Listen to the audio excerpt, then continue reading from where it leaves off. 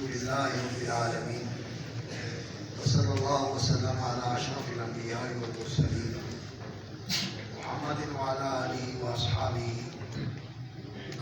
ومن اهتدى بهديه ودعا بدعوته واستنى بسنته إلى يوم الدين وأشهد أن لا إله إلا الله وحده لا شريك له وأشهد أن محمدا عبده ورسوله وبعد. فضیلت مآب حضرت شیخ الحدیث صاحب اور فضیلت مآب اساتذہ الجامعۃ السلفیہ اور عزیز القدر طلباء کرام طالبین علوم نبوت،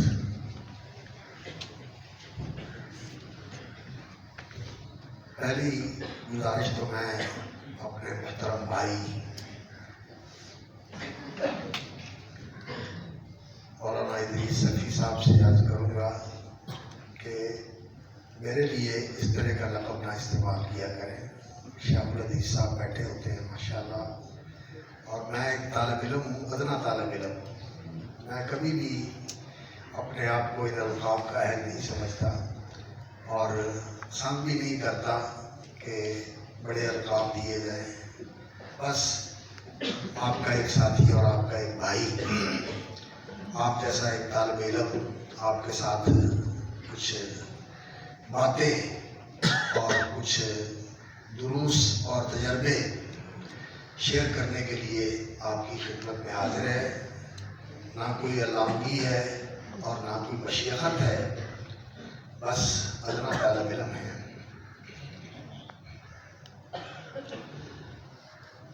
دوسری بات یہ ہے کہ مجھے بتایا گیا کہ ائمہ اور خطبہ، آج کے یہ طلبہ جو یہاں زیر تعلیم اور زیر تربیت ہیں، تعلیم اور تربیت کا مرحلہ گزار رہے ہیں، یہ انشاءاللہ العزیز کل کے امام اور کل کے خطیب ہیں.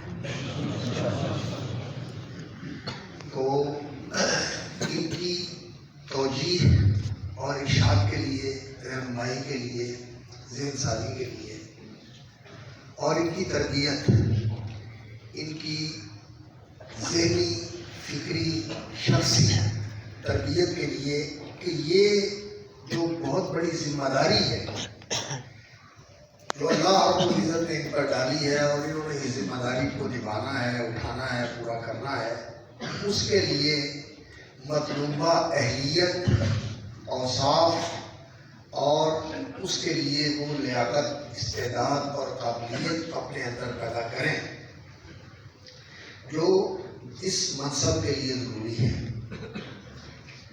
اس حوالے سے مختلف اہل علم کی گفتگو کا اہتمام کیا گیا ہے اور یہ ہمارے فضیلت الشیخ مدیر تعلیم ہمارے برادر مکرم شیخ یاسین ظفر صاحب حافظہ اللہ کا حسن ذوق اور ان کی یہ خوبی ہے کہ وہ ان چیزوں کے لیے فکر مند رہتے ہیں اور اس کی کوشش کرتے ہیں. اور بالخصوص اس معاملے میں ہمارے برادر گرامی اور عزیز مکرم مولانا محمد ادریس سلفی حافظہ اللہ، ان کا بہت زیادہ اس میں اشتراک اور تعاون حاصل ہوتا ہے کہ وہ اس طرح کے پروگراموں میں دلچسپی رکھتے ہیں اور ان کا اہتمام، انتظام اور انعقاد کے لیے ماشاءاللہ خوب کوشش کرتے ہیں.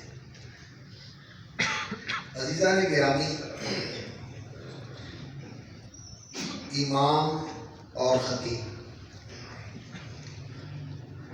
یہ جو امامت ہے اللہ رب العزت نے آپ لوگوں کو یہ جو امامت کا منصب عطا فرمایا ہے. امام عربی زبان کا لفظ ہے، یہ اس شخصیت کو کہا جاتا ہے جو لوگوں کا پیشوا ہو، ان کا آگے چلنے والا ہو، لیڈ کرنے والا ہو اور وہ اس کے پیچھے چلنے والے ہوں.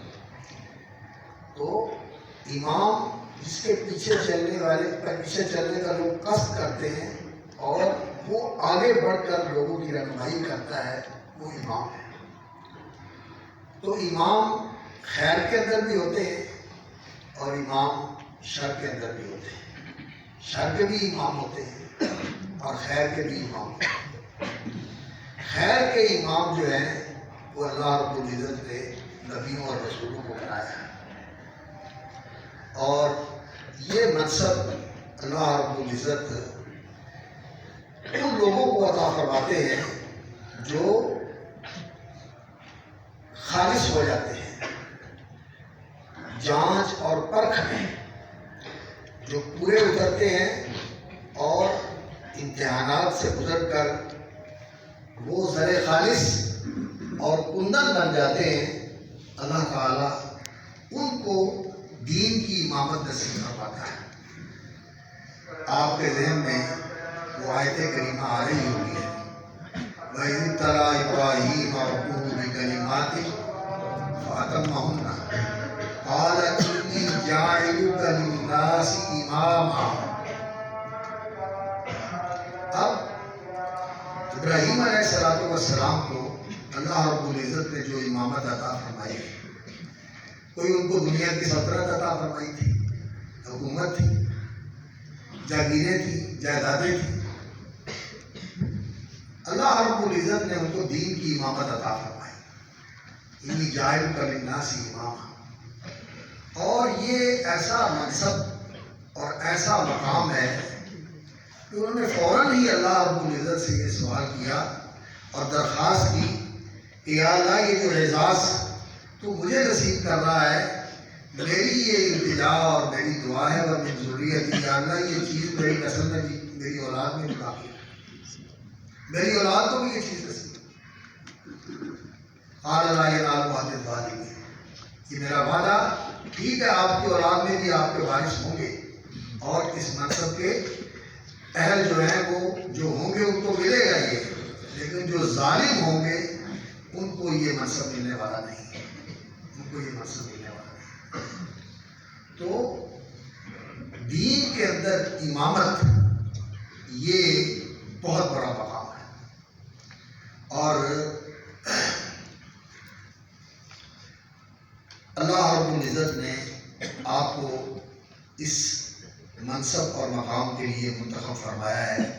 اس پر اللہ رب العزت کا شکر ادا کریں اور اس منصب کے لیے اپنے آپ کو تیار کریں، اپنے اندر استعداد اور صلاحیت پیدا کریں کہ آپ اس مقام اور منصب کی ذمہ داریاں پوری کر سکیں۔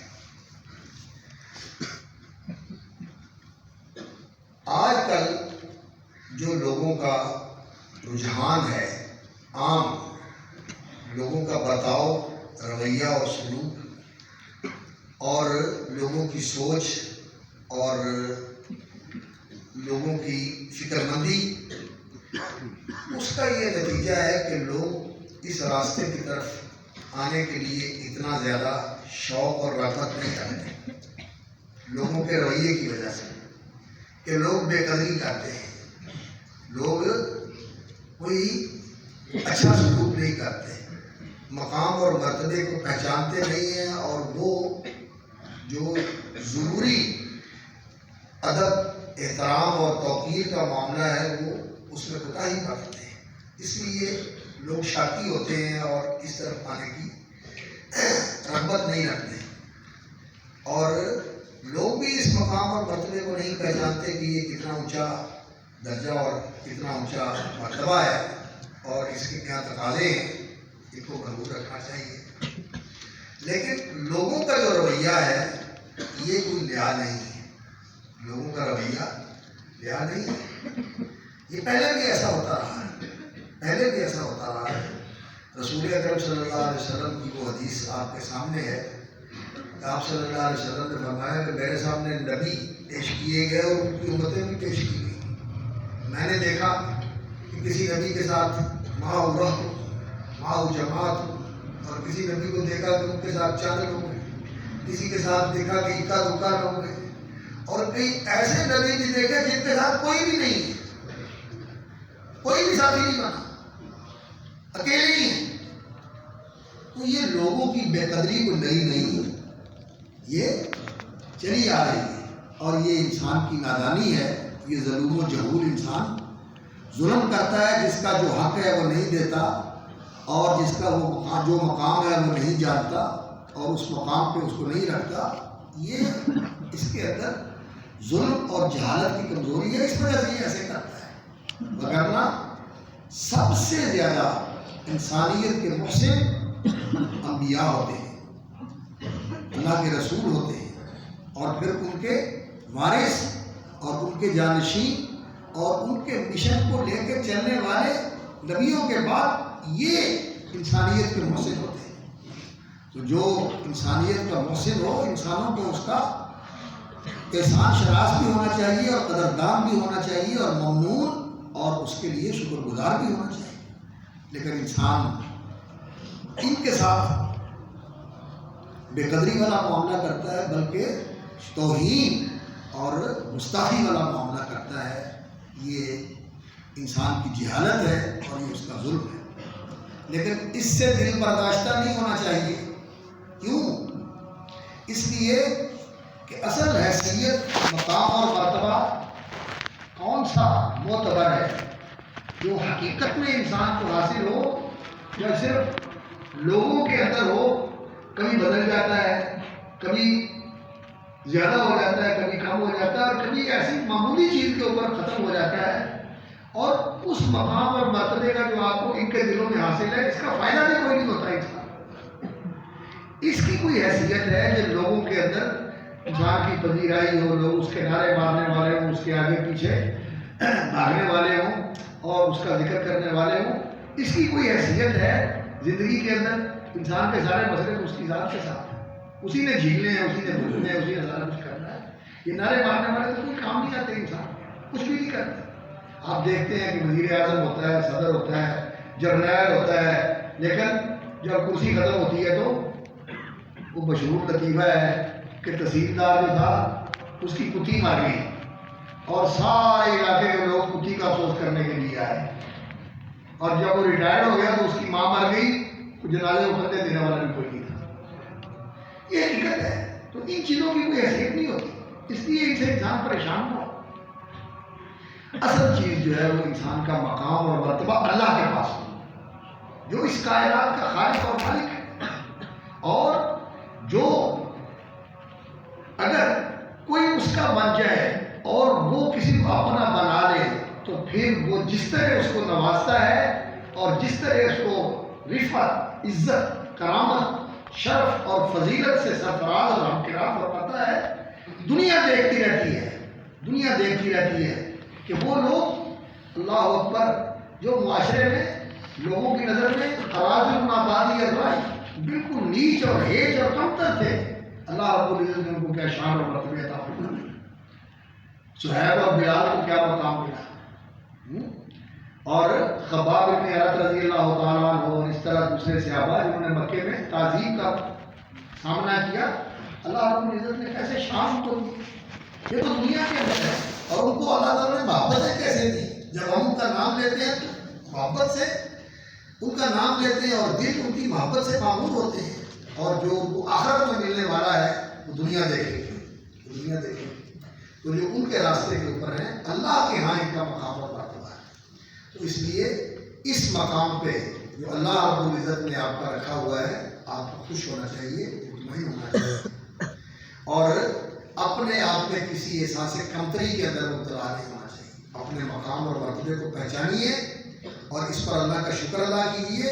ہاں، آپ کے طرز عمل میں، آپ کے چال چلن میں، آپ کے رویے اور سلوک میں کوئی ایسا کام کوتاہی نہیں ہونی چاہیے، کوئی ایسی تقصیر اور کوئی اس طرح کا رویہ نہیں ہونا چاہیے جو اللہ رب العزت کی بارگاہ میں آپ کا مقام و مرتبہ گھٹا دے۔ اس کی آپ کو فکر ہونی چاہیے، لوگوں کی پرواہ نہیں کرنی چاہیے، لوگوں سے بے نیاز ہونا چاہیے۔ باقی رہ جاتا ہے مسئلہ کہ انسان کو یہ فکر ہوتی ہے کہ میرے لیے گزران کا کیا سلسلہ بنے گا، میری زندگی کیسے گزرے گی، میرے مسائل کیسے حل ہوں گے، مجھے وسائل کہاں سے ملیں گے؟ تو اللہ رب العزت نے اس راستے کے لوگوں کے لیے رسول اکرم صلی اللہ علیہ وسلم کو مخاطب کر کے اس راہ کے چلنے والے سارے لوگوں کو یہ پیغام دیا ہے، وَأْمُرْ أَهْلَكَ بِالصَّلَاةِ وَاسْتَبِرْ عَلَيْهَا لَا نَسْأَلُكَ رِزْقًا، آگے کیا ہے؟ نَحْنُ نَرْزُقُكَ وَالْعَاقِبَةُ لِلتَّقْوَىٰ، نَحْنُ نَرْزُقُكَ، اللہ رزق دینے والا ہے، اللہ تعالیٰ رزق دینے والا ہے انشاءاللہ العزیز۔ اس راستے کے پر چلنے والا اور اس جہاد کی طرف آنے والا کبھی دنیا کے اندر بھوکا نہیں مرتا، اللہ اس کو رزق دیتا ہے۔ ٹھیک ہے ٹھاٹ باٹ نہ ہو، ٹھاٹ باٹ نہ ہو اس کے پاس دنیا کا، یہ تو ہو سکتا ہے۔ اور میں کبھی کبھی غور کرتا ہوں جب سیرت کا مطالعہ کرتا ہوں کہ رسول اکرم صلی اللہ علیہ وسلم کو اللہ رب العزت نے دنیاوی آسائشوں کے اعتبار سے، سچی بات یہ ہے کہ آپ نے اس سطح پر زندگی گزاری، فقر و فاقے میں، قلت وسائل میں، اور آخر تک مال آیا رسول اکرم صلی اللہ علیہ وسلم کے پاس، لیکن نبی صلی اللہ علیہ وسلم نے اس مال کو اپنی ذات پر خرچ نہیں کیا، اپنے ساتھیوں پر خرچ کیا اور بے حساب خرچ کیا، بہت بے نیازی اور بے پرواہی کے ساتھ خرچ کیا۔ جیسا کہ وہ آدمی آیا لینے کے لیے، اس نے اپنی قوم کو جا کر کہا کہ وہ تو ایسے دیتے ہیں کہ ان کو ختم ہونے کا اندیشہ ہی نہیں، وہ تو ایسے دیتے ہیں، جاؤ جو نظر آ رہا ہے سب ہانک کے لے جاؤ، سارا لے جاؤ، جو کچھ نظر آ رہا ہے سارا تیرے لیے۔ دنیا کو ایسے دیا لیکن اپنی ذات پر کچھ خرچ نہیں کیا۔ بھوک سے پریشان ہوتے ہیں، گھر کے اندر تنگی آ جاتی ہے، بیویاں مطالبہ کرتی ہیں کہ ہم تنگی کے اندر ہیں، ہمارے لیے کو مقرر کریں، تو بجائے اس کے کہ اللہ رب العزت کی طرف سے یہ جواب آتا کہ ٹھیک ہے ان کے لیے وظیفے لگا دو، ان کے لیے یہ کر دو، اللہ رب العزت کی طرف سے آیات تغییر نازل ہوئی کہ میرے نبی کے ساتھ رہنا ہے تو ایسے ہی رہنا پڑے گا جیسے یہ رہ رہے ہیں، اور اگر عیش و عشرت کرنی ہے تو اللہ کے نبی سے پھر تعلق ختم کر۔ ان کنتن تردن الحیات الدنیا وزینتہا فتعالین امتعکن واسرحکن سراحا جمیلا۔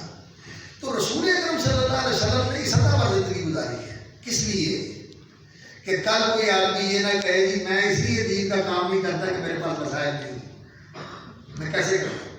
اللہ کے رسول نے کیسے کام کیا، کن وسائل میں کام کیا؟ ایسے وسائل میں کسی انسان کو نہیں ملتے جو اللہ کے رسول صلی اللہ علیہ وسلم کے وسائل میں ملتے ہیں۔ یہ تو ہر بندے کے لیے آسان ہے، مٹی اکٹھی کر کے مسجد بنا لو، اوپر جو ہے نا چھپر ڈالو اور وہاں جو ہے وہ کام شروع کر دو دین کا، اور اللہ رب العزت وہاں کیسر و کسرا کے خزانے لا کے رکھ دیتا ہے۔ اس دین کے اندر اللہ نے یہ برکت رکھی، اس لیے انسان کو اس راستے کے اوپر آ کر اس بارے میں پریشان نہیں ہونا چاہیے کہ مجھے رزق کہاں سے ملے گا، رزق تو آپ کا اللہ کے پاس، اللہ نے دینا ہے۔ تو یہ دین کی امامت یہ بہت بڑی فضیلت ہے اور بہت بڑا مقصد ہے، اور لوگ تو اس کو بڑی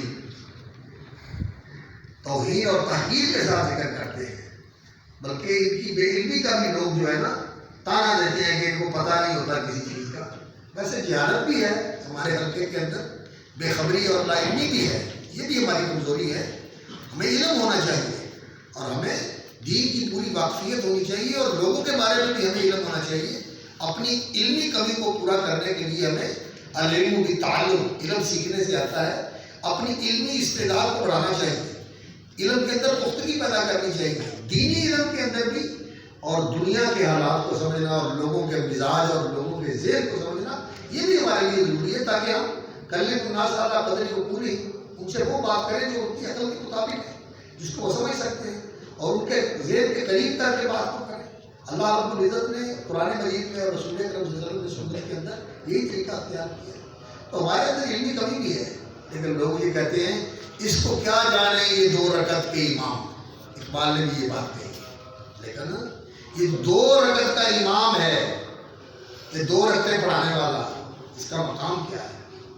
کبھی سوچیں آپ۔ اللہ اکبر، یہ جو لوگ آتے ہیں مسجد میں اللہ رب العزت کی بارگاہ میں حاضری کے لیے، اس کی بارگاہ عالی میں حاضری دینے کے لیے آتے ہیں، یہ جو امام ہے نماز کا امام، یہ ان کی پیشوائی کرتا ہے اس وفد کو لے کر اللہ کی بارگاہ میں کھڑا ہوتا ہے.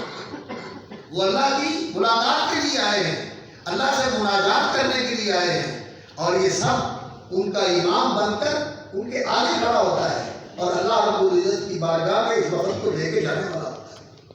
تو کوئی کسی وفد کو لے کر وزیر اعلیٰ سے ملنے جائے, یا گورنر سے ملنے جائے, یا صدر یا وزیر اعظم سے ملنے جائے, یا آرمی چیف سے ملنے جائے, تو وہ علاقے کا معزز ہوتا ہے, معتبر ہوتا ہے.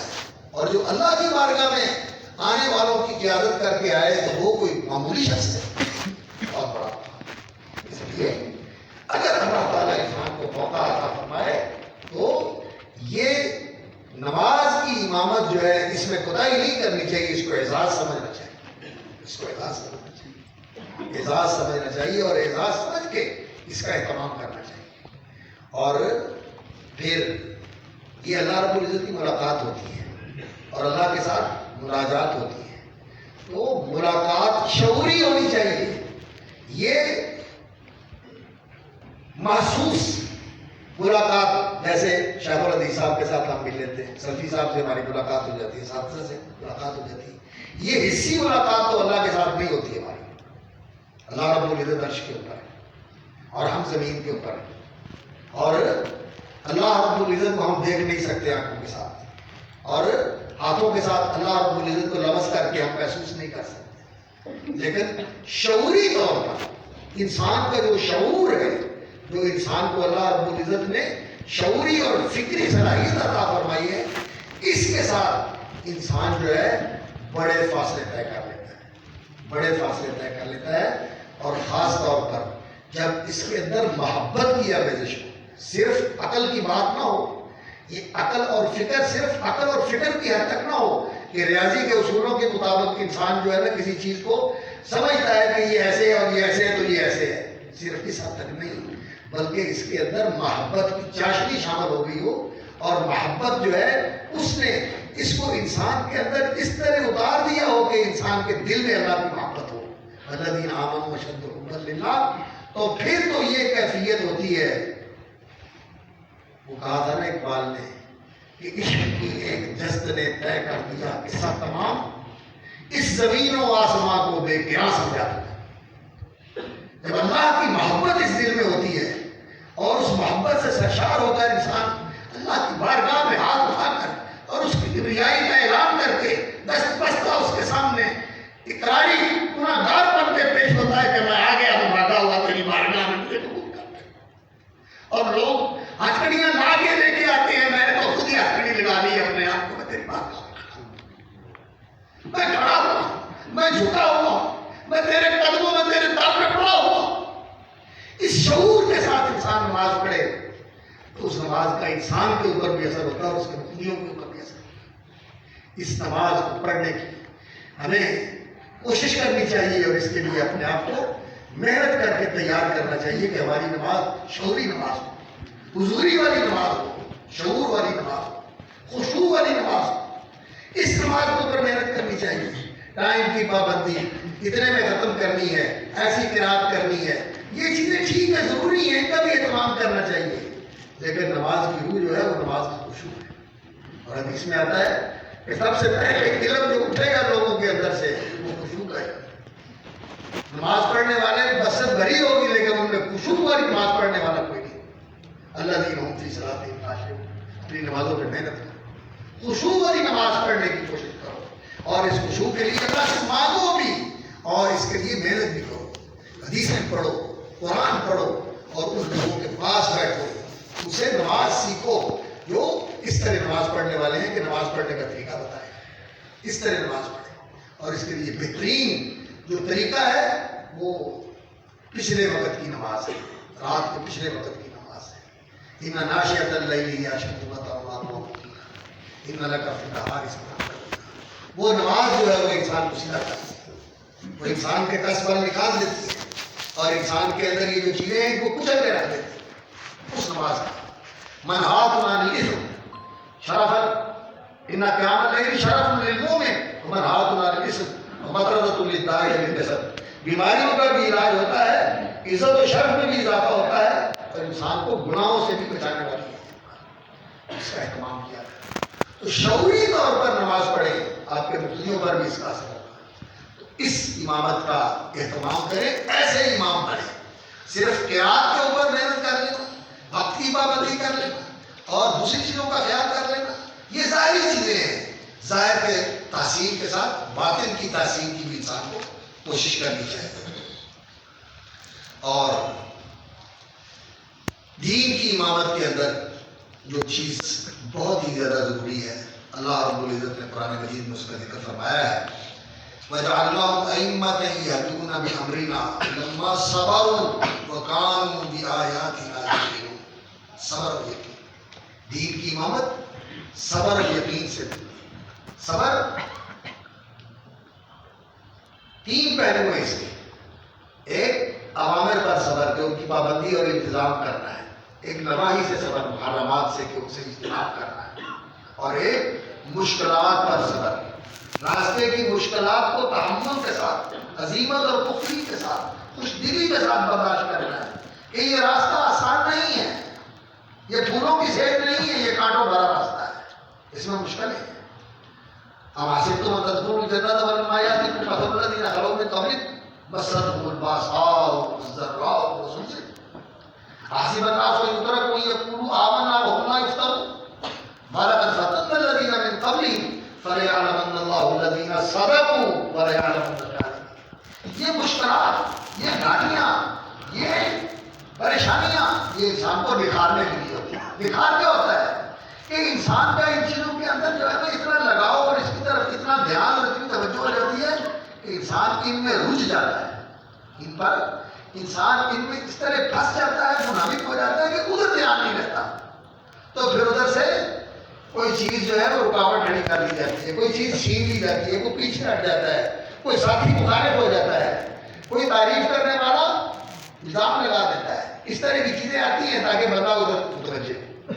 یہ بندے کو نکھارنے کے لیے ہوتی ہے، یہ تو چلتی ہے تجھے اونچا اڑانے کے لیے، اس لیے ان چیزوں سے بندہ پریشان نہ ہو۔ مشکلات پر صبر، محرمات سے صبر، امامت کے اوپر صبر، اور اصل چیز جو ہے وہ ہے بما صبروا وكانوا بآياتنا يوقنون، دین کی حقیقتوں کے اوپر انسان کا ایسا یقین ہو، اللہ کے وعدے سچے، اللہ کے رسول صلی اللہ علیہ وسلم کے وعدے اور خبریں سچی، اور دین کے اندر جو حقائق بیان کیے گئے ہیں یہ کبھی غلط نہیں ہو سکتے اور کبھی نہیں یہ بدل سکتے، یہ پکی باتیں ہیں، یہ اٹل ہے، یہ قطعی اور یقینی چیزیں ہیں۔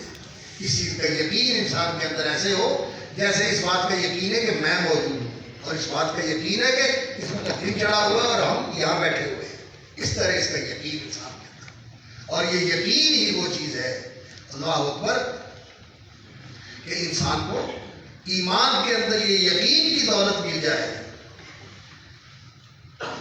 یقین پیدا کر رہے غافل، یقین سے ہاتھ آتی ہے وہ درویشی کہ جس کے سامنے جھکتی ہے غفل۔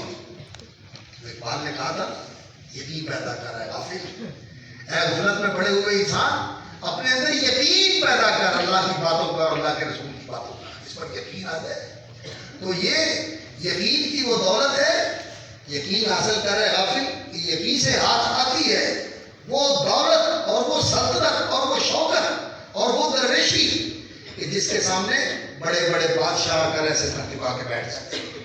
اللہ، یہ یقین کی بات ہے، اس لیے انسان کو یقین کے اوپر محنت کرنی چاہیے، ایمان کے اوپر محنت کرنی چاہیے، اور صحابہ کا یہی امتیاز تھا، ان لوگوں کو یقین تھا، اور آج یقین میں کمی آ گئی، آج یقین میں کمی آ گئی، اور اس کے لیے اپنی حیات، اپنا راستہ، اپنا ظاہر، اپنی وضاقتہ، اس کو نبوی وضاقتہ کے مطابق بنائیں، فیشن کے مطابق نہیں، رواج کے مطابق نہیں، ٹرینڈ کے مطابق نہیں، یہ چیزیں نہیں ہمارے سامنے حیثیت رکھتی ہیں، اس لیے کہ ہم رسول اکرم صلی اللہ علیہ وسلم کے علم کے وارث ہیں، وارث ہیں، آپ علم کے وارث ہیں، اور نبی صلی اللہ علیہ وسلم کا فرمان ہے الحدی الصالح، علماء نے اس کا معنی کیا نیکوں کا راستہ، نیکوں کا طریقہ، نیکوں کا طور طریقہ، ان کا چال چلن، والسمت الصالح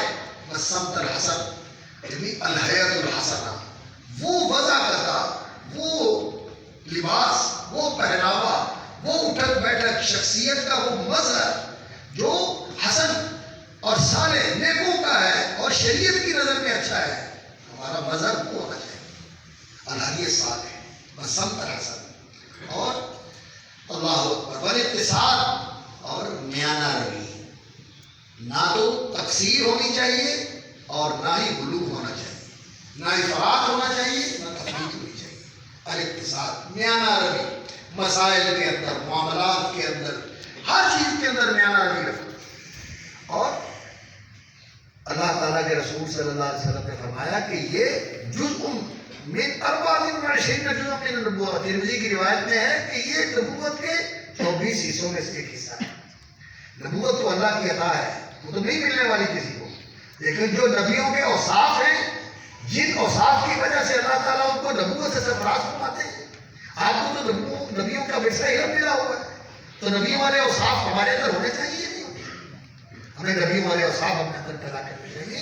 ہمیں یہ نہیں دیکھنا چاہیے کہ لوگ ایسے کرتے ہیں اور لوگوں میں اب یہ چیز آ گئی ہے، نہیں، ہمیں یہ دیکھنا ہے کہ رسول اکرم صلی اللہ علیہ وسلم کیسے تھے، ہمیں اس کے مطابق اپنے آپ کو رکھنا چاہیے۔ تو اپنے ظاہر کی تحسین کرنا، اس لیے جب آپ امامت کروائیں لباس صاف ستھرا رکھیں اور نزاکت اپنی باوقار اور سکینت والی رکھیں اور اچھی طرح خوش لباس ہو کر مسجد میں آیا کرے اور نماز پڑھایا کرے۔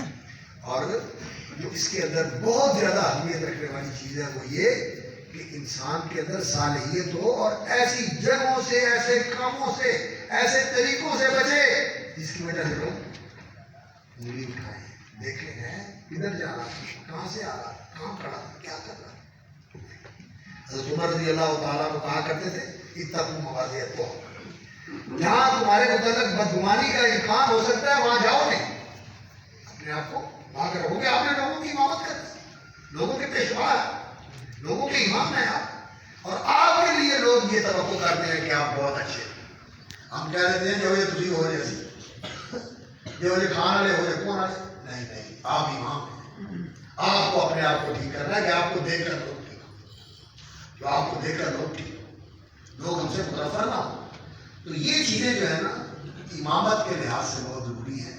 باقی قرآن کی تجوید اور اچھے طریقے سے پڑھنا اور نمازوں کے اندر خشوع کا اہتمام کرنا، یہ بہت ضروری چیزیں ہیں، ان کا اہتمام کرنا چاہیے۔ لیکن اس کے ساتھ سنت کے مطابق نماز اور نماز کی روح اور نماز کی جو حقیقت ہے وہ شعور والی اور حضور والی نماز پڑھنا، خشوع والی نماز پڑھنا، اس کا انسان کو اہتمام کرنا چاہیے۔ اور اب میں بات کرتا ہوں، تھوڑی سی گنجائش ہے، اچھا، اللہ اکبر، خطیب خطابت امامت کے ساتھ اللہ کے رسول صلی اللہ علیہ وسلم کی نیابت میں آپ کو ایک تو مصلی ملا ہے، اور دوسرا آپ صلی اللہ علیہ وسلم کی نیابت میں آپ کو منبر اور مسند درس ملا، درس دینا اور خطاب کرنا، مملک کو خطاب کرنا، یہ خطابت ہے، اور مسند پہ بیٹھ کے لوگوں کو دین کی تعلیم دینا، یہ تعلیم ہے۔ رسول اکرم صلی اللہ علیہ وسلم داعی بھی تھے اور آپ صلی اللہ علیہ وسلم معلم بھی تھے، تو معلم اور داعی اس کی یہ ذمہ داری ہے کہ وہ یہ جانے کہ یہ دعوت کا کام جو ہے یہ اللہ رب العزت نے وہ کام ہے جو اپنی ذات عالی کی طرف منسوخ کرتا ہے۔ اللہ یدعو الی الجنۃ والمغفرۃ، اللہ یدعو الی دار السلام، اللہ رب العزت نے دعوت کے عمل کو اپنی طرف منسوخ فرمایا ہے۔ اللہ رب العزت کا یہ عمل ہے دعوت، اللہ داعی الی الجنہ ہے، اللہ داعی الی دار السلام ہے، اور اللہ رب العزت نے نبیوں کو اس دعوت کے کام پر معمور فرمایا ہے۔ انا ارسلناک شاہدا ومبشرا ونذیرا وداعیا الی اللہ باذنہ وسراجا منیرا۔ رسول اکرم صلی اللہ علیہ وسلم اللہ کے مقرر کردہ داعی تھے، اللہ نے آپ کو یہ کام دیا تھا، اور دعوت جو ہے وہ خطاب کے ساتھ ہوتی ہے، لوگوں کو ایڈریس کرنا، لوگوں کو خطاب کرنا، ان سے بات کرنا، ان کے سامنے کسی حقیقت کو رکھنا اور اس کو ماننے کے لیے انہیں تیار کرنا۔ اور رسول اکرم صلی اللہ علیہ وسلم کی یہ نیابت ہے، قل ھذہ سبیلی ادعو الی اللہ علی بصیرۃ انا ومن اتبعنی، میں بھی ادعو الی اللہ علی بصیرۃ، بصیرت کے دو معنی کرتے ہیں علماء، ایک علم اور دوسرا یقین، یعنی علم و یقین کے ساتھ دعوت۔ یہ دعوت اوپر سے نہیں ہونی چاہیے، زبانی دعوت نہیں ہے، بلکہ یہ بات دل کے اندر سے نکلنی چاہیے کہ جو میں لوگوں کو بتا رہا ہوں میرا اس کے اوپر یقین ہے۔ اور اگر انسان کا اس کے اوپر یقین ہو اور انسان کا اس کے اوپر پوری طرح پختگی کے ساتھ رسوخ ہو کہ میں اس کو پختگی کے ساتھ مانتا ہوں، تو پھر انسان کے یہاں اس قدر قیمت بھی ہوتی ہے، انسان اس پر عمل بھی کرتا ہے۔ تو یہ بصیرت کے اندر یقین بھی آتا ہے اور اس کے اندر علم و معرفت بھی آتی ہے۔ ادعو الی اللہ علی بصیرۃ انا ومن اتبعنی، میرے پیروکاروں کا بھی یہی راستہ ہے۔ اور خاص طور پر جو رسول اکرم صلی اللہ علیہ وسلم کے علم کے وارث ہیں، وہ آپ صلی اللہ علیہ وسلم کے اس دعوت کے مشن کے بھی وارث ہیں اور تعلیم کے مشن کے بھی وارث ہیں، ان کو یہ کام کرنا ہے۔ اور دعوت کس چیز کی ہونی چاہیے؟ دعوت اللہ کی عبادت کی ہونی چاہیے، اور دعوت اللہ کے تقوی کی ہونی چاہیے، اور دعوت دین کی ہونی چاہیے۔ لوگوں کو دین بتائیں، لوگوں کو دین بتائیں، دین کے ایمانیات بتائیں، عبادات بتائیں، اخلاق بتائیں، آداب بتائیں، معاملات کے پہلو بتائیں۔ یہ چیزیں ہیں جو ہماری دعوت کا محور ہونی چاہیے۔ ہم دائی دین کے دائی ہیں، ہم دین کے دائی ہیں، اور سیاست وغیرہ کی بات اگر کبھی آ جاتی ہے تو اس کو اسی طرح ذکر کرنا چاہیے کہ ہم بہت اس بات کے لیے فکر مند ہوتے ہیں کہ حکمران ٹھیک ہو جائے، حکمران ٹھیک ہو جائے، اور حقیقت یہ ہے کہ یہ حکمران جو ہیں یہ ہم میں سے ہی نکل کے جاتے ہیں۔ ہم اگر ٹھیک ہو جائیں گے تو ہمارے ٹھیک ہونے سے انشاءاللہ حکمران بھی ٹھیک ہو جائیں گے۔ ہمیں اپنے آپ کو ٹھیک کرنے کی ضرورت ہے، ہمیں اپنے آپ کو ٹھیک کرنے کی ضرورت ہے۔ ہر ایک منفوسہ اپنے آپ سے شروع کرو، ہر آدمی اپنے آپ سے شروع کر دے، بڑی جلدی کام صحیح ہو سکتا ہے، بڑی جلدی کام صحیح ہو سکتا ہے۔ تو اس لیے حکمرانوں کے متعلق زیادہ بات کرنے کی بجائے انسان جو ہے وہ اپنے بارے میں زیادہ سوچے اور لوگوں کو بھی اس بات کی طرف لے کے آئے کہ لوگ اپنی اصلاح کے اوپر توجہ دیں۔ اور باقی آج کل جو لوگوں کا رویہ ہے کہ معاشرے کے اندر یہ ہے، لوگ ایسے کرتے ہیں، لوگ ایسے کرتے ہیں، فلاں ایسے کرتا ہے، فلاں ایسے کرتا ہے، اس کے اوپر زیادہ گفتگو کرنے کی بجائے یہ صرف ضمناً کئی بات آ جائے تو اشارہ کر دینا چاہیے کہ یہ قابل اصلاح چیز ہے۔ اصل جو ہے نا مثبت اور عملی چیزیں لوگوں کو بتانی چاہیے کہ یہ چیزیں کرنے کی ہیں، ہم ان میں کوتاہی کر رہے ہیں، ہمیں یہ کرنا چاہیے، ہمیں یہ کرنا چاہیے۔ اور ایمانیات کے اوپر توجہ دینی چاہیے، سارے ایمانیات کا بیان کرنا چاہیے، اور عبادات کا بیان کرنا چاہیے، اور ان کی حقیقت بتانی چاہیے، اور ان کے جو مسائل اور احکام ہیں وہ بھی بتانے چاہیے، اور اس طرح معاملات کے بارے میں، اور خاص طور پر اخلاق اور آداب کے بارے میں۔ یہ دین کا وہ حصہ ہے جو بہت زیادہ نظر انداز کر دیا گیا، یہ بات ضرور ہے۔ اخلاق کی بات بھی نہیں کرتے، ہاں صرف یہ ہوتا ہے کہ جی اس نے اخلاق، اس نے اخلاق، اس نے اخلاق، لیکن اس نے اخلاق کیا ہے؟ اس نے اخلاق کیا ہے؟ اس نے اخلاق تو یہ ہے کہ احسن الی من اساء الیک، جو تیرے ساتھ برا کرتا ہے تو اس کے ساتھ احسان کر۔ اس نے اخلاق تو یہ ہے، اس کی تربیت بھی دینی چاہیے اور اس کی تلقین بھی کرنی چاہیے۔ تو اس نے اخلاق کی تعلیم دینی چاہیے، اور اس کے ساتھ اسلامی آداب، بیٹھنے اٹھنے کا طریقہ، بڑے چھوٹے کا احترام، عالم کا احترام، جاہل کا احترام، جاہل کا بھی احترام ہوتا ہے۔ رسول اکرم صلی اللہ علیہ وسلم کی مسجد میں صحابی نے آ کے پیشاب کر دیا تھا، جاہل تھا، نبی صلی اللہ علیہ وسلم نے کیا کیا؟ اللہ ما کہانی ولا نہانی ما رأیت معلما حسنا، اور ہماری مسجد میں کو آگے کرتے زندہ بچے گا؟ نہیں بچے گا، لوگ اس کا شمار نکالتے ہیں۔ ادب نہیں، ادب نہیں، دین ادب سکھاتا ہے۔ عالم کا ادب ہے، آنے والے کا ادب ہے، جانے والے کا ادب ہے، ساتھ بیٹھے ہوئے کا ادب ہے، اخلاق ہے۔ ان چیزوں کو سیکھنا بھی ہے اور ان چیزوں کو سکھانا بھی ہے۔ آپ کا خطبہ، آپ کا واعظ، آپ کے دروس ان چیزوں کے اوپر ہونے چاہیے۔ وہ گھسے پٹے اور لگے بندے مضمون جو چلے ہوئے ہیں اور ان کی کیسٹیں چلتی ہیں، ادھر سے ادھر سنا دی، ادھر سے ادھر سنا دی، اور لوگوں کو ایسے ایسے کر کے جو ہے نا سماٹنا پہ لگا دیا اور نار پہ لگا دیا۔ یہ کام نہیں۔ لوگوں کے اندر دین کا علم اور فہم پیدا کریں، اور ان کے اندر اللہ کا خوف اور خشیت پیدا کریں، ان کے دلوں میں اللہ اور رسول کی محبت پیدا کریں، ان کے اندر آخرت کی فکر پیدا کریں۔ یہ چیز ہونی چاہیے۔ یہ دعوت اللہ جو ہے یہ نصیحہ، نبیوں کا اعلان کیا تھا، وَأَنَا لَكُمْ نَاصِحٌ أَمِينٌ وَأَنصَحُ لَكُمْ وَنَصَحْتُ لَكُمْ۔ ناصحیت، ناصح کا ہوتا ہے دوسروں کی خیر خواہی کرنا، کہ جدھر جا رہے ہیں میں ان کو ادھر سے ہٹاؤں، یہ جہنم کی طرف جا رہے ہیں، یہ گمراہی کی طرف جا رہے ہیں، یہ اپنی بربادی کی طرف جا رہے ہیں، میں انہیں اچھے راستے کی طرف لے کے آؤں۔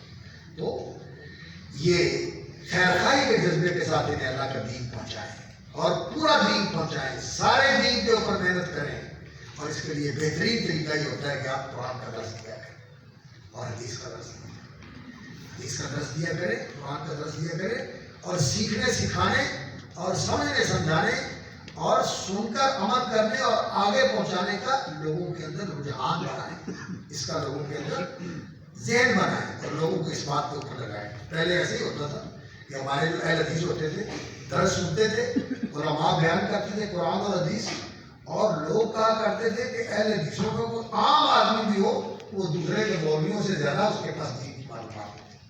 لوگ ایسے ہوتے ہیں، لیکن آج تک وہ تقریریں سنتے رہتے ہیں، کیسٹیں سنتے رہتے ہیں، لیکن دین کے معنی کوئی نہیں، مسائل طے کرتے ہیں۔ اللہ رب العزت سے یہ دعا کرنی چاہیے کہ انسان جو ہے یہ مقام، اس کی عظمت کو پہچان کر اس کا حق ادا کر سکے۔ یہ خطبہ جو ہوتا ہے نا، یہ بصیرت کے ساتھ دینا چاہیے، علم کے ساتھ دینا چاہیے، تیاری کر کے، مطالعہ کر کے، دلائل کے ساتھ دینا چاہیے۔ یہ ایسے ہی سوچ کے ادھر ادھر کی باتیں اور وقت گزار دیا، یہ نہیں ہونا چاہیے۔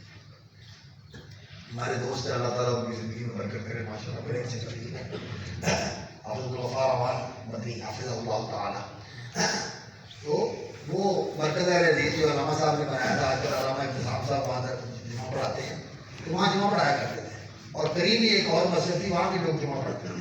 تو ان کا طریقہ یہی تھا کہ یہ دینی مسائل، احکام، شرائع اور ان کے بارے میں دلائل، اور ان کے ساتھ جو ہے نا لوگوں کو بتانا کہ یہ کام ایسے کرنا ہے، ایسے نہیں کرنا، ایسے کرنا ہے، ایسے نہیں کرنا، یہ چیزیں بتاتے تھے۔ تو کچھ لوگوں نے ان کے پاس جمعہ پڑھا اور کہنے لگے حافظ صاحب وہاں جمعہ پڑھتے ہوئے تو ہمیں کتنے سال گزرتے تھے، ہمیں دین کا پتہ نہیں چلتا۔ آپ کے پاس چند جمعے پڑھے ہیں، الحمدللہ دین کی سمجھ آ گئی کہ دین ہے کیا۔ آپ کے خطبے بھی ایسے ہونے چاہیے، اور آپ کو اللہ رب العزت نے شاہد بنایا ہے، دین کے گواہ، اور یہ شہادت زبان کے ساتھ بھی دیکھی، عمل کے ساتھ بھی دیکھی، عمل کے ساتھ بھی دیکھی، صرف زبانی شہادت نہیں، عملی شہادت بھی ہونی چاہیے کہ جو آپ کہتے ہیں وہ کریں بھی، جس کی طرف بلاتے ہیں اس کی طرف خود بھی آئیں۔ ایسا نہیں ہونا چاہیے کہ انسان لوگوں کو تو بتائے اور خود بھول جائے اپنے آپ۔ ایسا نہیں ہونا چاہیے۔ لا یکن احدکم مثل السراج، حدیث میں آتا ہے کہ انسان کو دیے جیسا نہیں ہونا چاہیے جو خود جل رہا ہے اور لوگ روشنی حاصل کر رہے ہیں، لوگ تو اس کی روشنی سے مستفید ہو رہے ہیں اور یہ جل رہا ہے۔ ہماری وجہ سے لوگ جو ہے وہ جنت میں چلے جائیں اور ہم بدعملی کی وجہ سے اور مخالفت کی وجہ سے نعوذ باللہ اللہ تعالیٰ محفوظ رکھے جہنم کی طرف سے۔ ایسا نہیں، بلکہ جو قول کی دعوت ہے، عمل کی دعوت اس سے لبوں سے ہوتی ہے۔ یہ بہت سارے لوگوں نے کہا ہے کہ قول کی بنسبت عمل جو ہے یہ زیادہ مؤثر ہوتا ہے، اس لیے عمل کے ساتھ بھی انسان کو داعی بننا چاہیے اور حق کی شہادت دینی چاہیے، اور اس کے لیے اپنے آپ کو تیار کرنا چاہیے، اعداد اور استعداد۔ اب بھی آپ علم پڑھ رہے ہیں، لیکن یہ تعلم جو ہے یہ یہاں سے فراغت کے بعد ختم نہیں ہونا چاہیے، یہ تعلم جاری رہنا چاہیے، اور دین کی فقہ ہونی چاہیے۔ فقہ کا مطلب کیا ہوتا ہے؟ گہرا علم، اور جو مسئلہ ہے اس کے مقام اور مرتبے کا پتہ ہو کہ پہلے کیا ہے، پیچھے کیا ہے، اور اس کا درجہ اور مقام کیا ہے۔ ہوتا کیا ہے، ایک چیز کا درجہ ہوتا ہے مستحب کا، اور اس مستحب کو بنوانے کے لیے ہم محرمات کا انتخاب کر لیتے ہیں۔ فقہ نہیں، دین کی فقہ نہیں، ایسا نہیں ہونا چاہیے انسان کو۔ اسی لیے تو لوگ کہتے ہیں حضرت اسود کو بوسہ دینا جو ہے یہ ایک مصنون عمل ہے، لیکن اس کے لیے لوگوں کو دھکے مارنا اور لوگوں کو ایسے ایسے کر کے گرا دینا اور آگے جا کے حضرت اسود کو بوسہ دینا، یہ کوئی نیکی رہ گئی، یہ کوئی نیکی رہ نہیں، ایسا کام نہیں کرنا چاہیے۔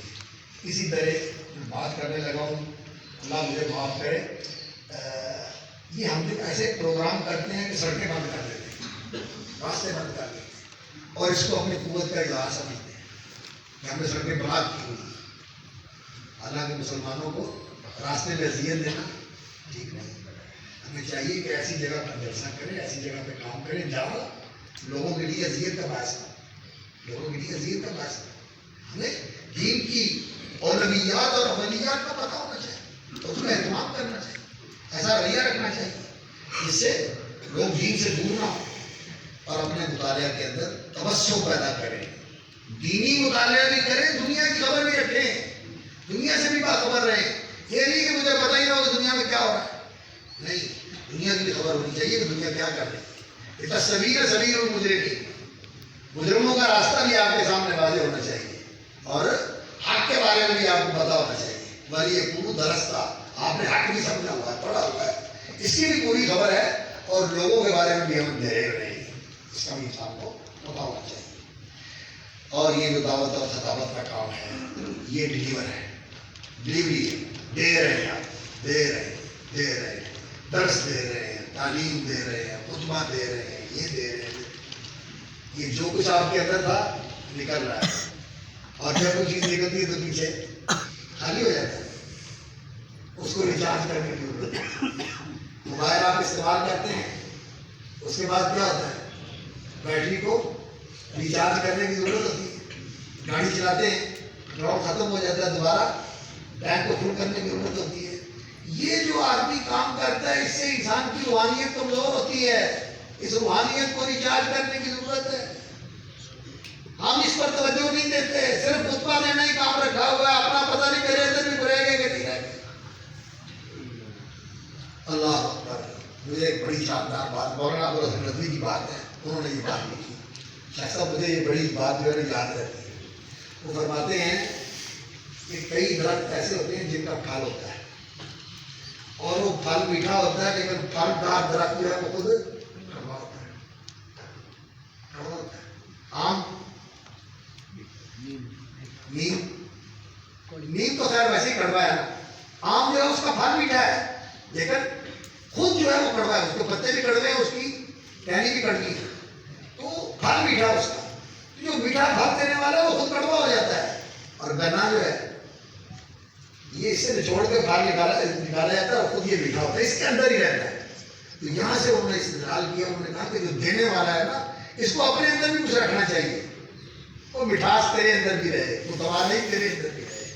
اور یہ جو توانائی انسان کی روحانی توانائی صرف ہو جاتی ہے، لوگوں کی طرف منتقل ہو جاتی ہے. اللہ رب العزت نے تو رسول اکرم صلی اللہ علیہ وسلم کو سورۃ المزمل کے اندر اس کا پورا چارٹ دیا ہے کہ اپنے آپ کو کیسے آپ نے ریچارج کرنا ہے. سورۃ المزمل کی تفسیر پڑھیں. حضرت شاہ عبد العزیز رحمۃ اللہ علیہ نے جیسے حقائق بیان کیے ہیں تفسیر عزیزی کے اندر، پڑھنے والے فارسی میں ہے، اس کو اردو میں بھی ترجمہ ہوا ہے، پڑھیں. اور علماء نے بھی لکھا ہے. سچی بات ہے، انسان سادہ ترجمے ہی پڑھ لے. یا ایھا المزمل قم اللیل الا قلیلا نصفہ انقص او زد علیہ ورتل القرآن ترتیلا ورتل القرآن ترتیلا. ٹھہر ٹھہر کے پڑھو، دوہرا دوہرا کے پڑھو، اور اس طرح پڑھو جس طرح حضرت عبداللہ بن مسعود کہتے ہیں کہ اللہ اکبر اللہ اکبر حرکوا بہ القلوب وقفوا عند عجائبہ. اس دل کو جھنجھوڑو اس قرآن کے ساتھ. ورتل القرآن ترتیلا. اور جو اس کے عجائب ہیں ان پر توقف کرو، ٹھہرو اور کرو. ان لک فی النہار سبحا طویلا. دین کے اندر مصروفیت بڑی ہے، لوگوں کو سمجھانا، بتانا، پہنچانا، یہ ساری ذمہ داریاں ہیں. تو ان ذمہ داریوں کے اندر انسان پھر روحانی طور پر اس کی ضرورت ہوتی ہے کہ اس کی مینٹیننس کی جائے، اس کو جو کچھ صرف ہوا ہے پھر دوبارہ بحال کیا جائے. اس کے لیے یہ ہے ان لک فی النہار سبحا طویلا واذکر اسم ربک وتبتل الیہ تبتیلا. اللہ رب العزت کا ذکر کرو، اور جس وقت ذکر کرو پھر سبحان اللہ سبحان اللہ سبحان اللہ سبحان اللہ سبحان اللہ. کدھر گیا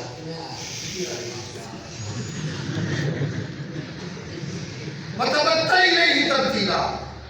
ذکر ایسے کرنا چاہیے کہ پھر کسی اور کی طرف دھیان نہ ہو. ایسے اس طرح کا ذکر بھی بے حاصل نہیں ہے، اس کا بھی فائدہ ہے، اس کے بھی اثرات ہوتے ہیں.